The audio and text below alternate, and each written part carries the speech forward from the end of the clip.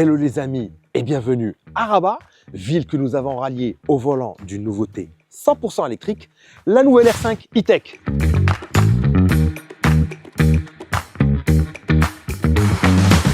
La R5 c'est d'abord un nom, une icône de l'automobile des années 70 et 80. C'est pour ça que sa renaissance constitue aujourd'hui un grand événement. Première remarque sur le plan esthétique, la R5, c'est d'abord une palette de couleurs vives qui accroche les regards. Moi, personnellement, j'adore ce jaune pop, puis surtout le design globalement rétro-futuriste de ce véhicule. Admirez.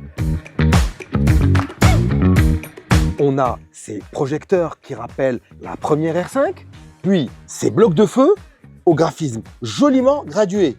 Le profil est typiquement celui de la première R5. Quant aux dimensions, tenez-vous bien, 3,92 m, c'est 40 cm que la R5 originelle. Et puis dès lors, il ne faut pas s'attendre à un coffre géant. Celui de la nouvelle R5 mesure 326 litres. C'est plutôt pas mal pour un véhicule de ce gabarit.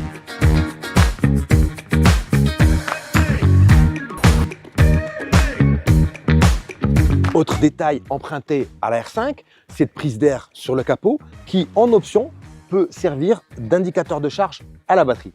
On va passer à bord de la R5 E-Tech et vous allez voir qu'elle fait beaucoup de clins d'œil à la R5 originelle.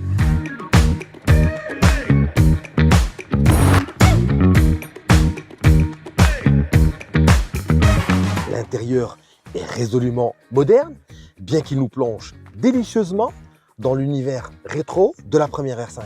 Bien qu'il nous plonge dans le vieux temps de la R5, avec pas mal de détails rétro, comme on veut le voir. On a ce capitonnage du ciel de pavillon, on a ce dessin en 3D de la planche de bord, un poste de conduite qui est moderne par la présence de ces deux écrans numériques, mais avec un détail rétro comme le cockpit placé ici sous une visière. On apprécie d'autres détails comme ce commodo du levier de vitesse qui est inspiré d'un rouge à lèvres, ou encore ce porte-baguette, un accessoire en option, un accessoire qui renvoie au Made in France de cette voiture. Alors au Maroc, la R5 E-Tech est proposée en une seule version et une seule finition. La version à batterie de 40 kWh, la finition équilibre, une batterie qui alimente un moteur de 90 kW, soit 122 chevaux, le tout pour une autonomie de 326 km. Et je pense que c'est suffisant pour faire des trajets urbains, voire du Rabat-Casa, comme nous l'avons fait.